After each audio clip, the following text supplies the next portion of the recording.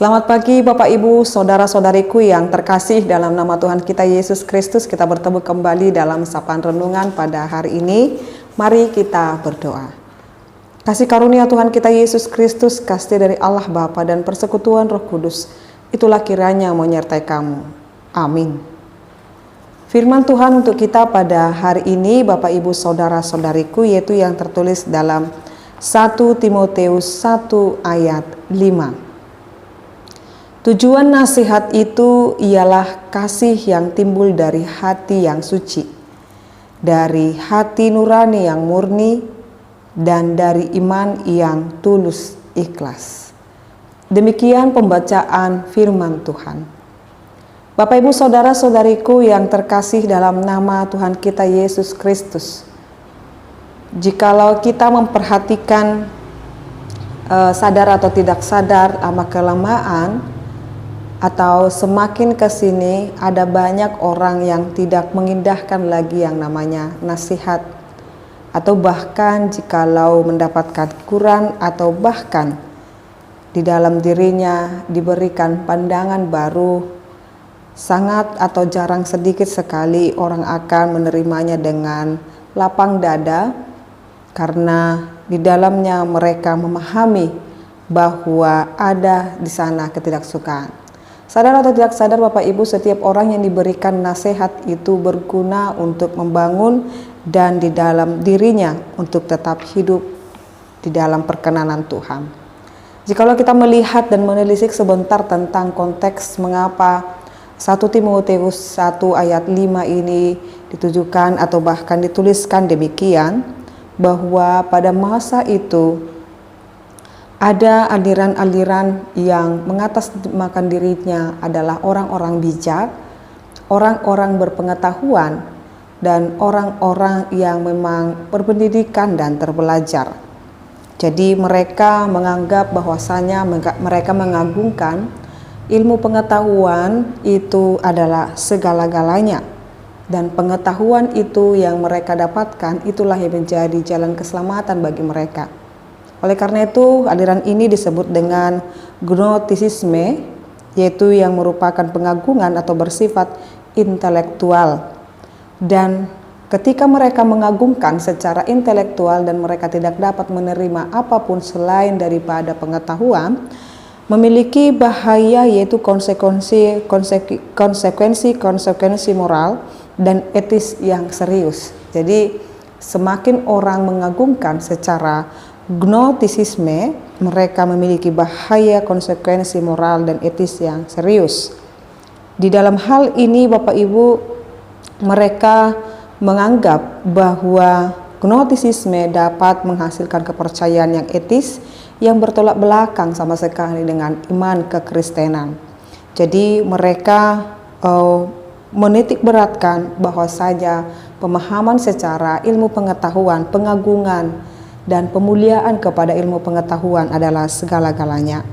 Salah satu dan kemudian daripada bahaya gnosticisme adalah orang Kristen mempercayai adanya memiliki kebangkitan tubuh, namun bagi mereka tidak berarti mereka percaya akan adanya kebangkitan tubuh. Jadi ini sangat berlawanan dengan ajaran kekristenan orang-orang yang menganut gnosticisme ini, Bapak Ibu Saudara-saudariku. Maka dalam hal ini dikatakan 1 Timotius 1 ayat 5 ini, tujuan nasihat itu ialah kasih. Jadi bukan dalam hal rangka menghakimi atau mengkritik, tetapi biarlah nasihat dan pemikiran dan ilmu pengetahuan itu berdasarkan kasih dan iman. Iman berarti menerima Allah sebagaimana yang dikatakan Yesus Kristus. Itu berarti percaya terhadap apa yang diberikan Tuhan Yesus mengenai dirinya. Jadi dikatakan Bapak Ibu Saudara-saudariku supaya mereka tetap tinggal di dalam iman dan kasih. Lalu yang berikut, kasih, pemikiran yang dimotivasi oleh kasih.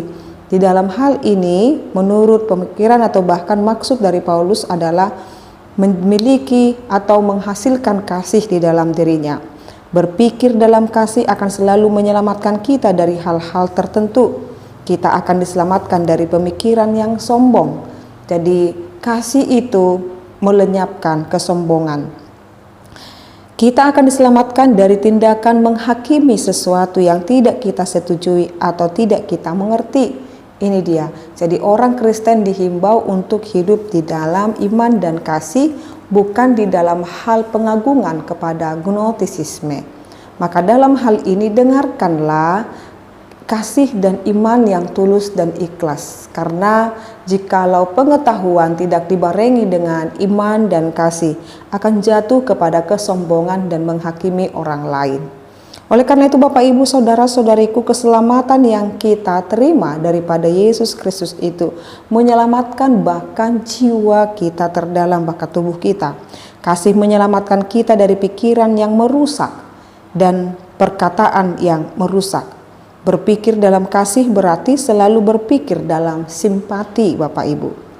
Seseorang yang berdebat dalam kasih tidak berdebat untuk menjatuhkan lawannya, tetapi untuk mendapatkannya. Ini bedanya. Jadi orang yang memakai iman dan kasih sangat berbeda dengan orang-orang yang menggunakan atau menganut secara fanatik, yaitu gnostisisme. Jadi pemikiran yang bersumber dari hati yang suci ini merupakan membuat kita bersih dan jauh dari cemar dan kotor. Ini membuat kita Bapak Ibu Saudara-saudariku pemikiran yang dari hati nurani yang murni. Dalam hal ini Bapak Ibu Saudara-saudariku dikatakan dari hati nurani itu sunaidesis. Jadi kita dibimbing oleh suara hati kita untuk berkenan di hadapan Tuhan.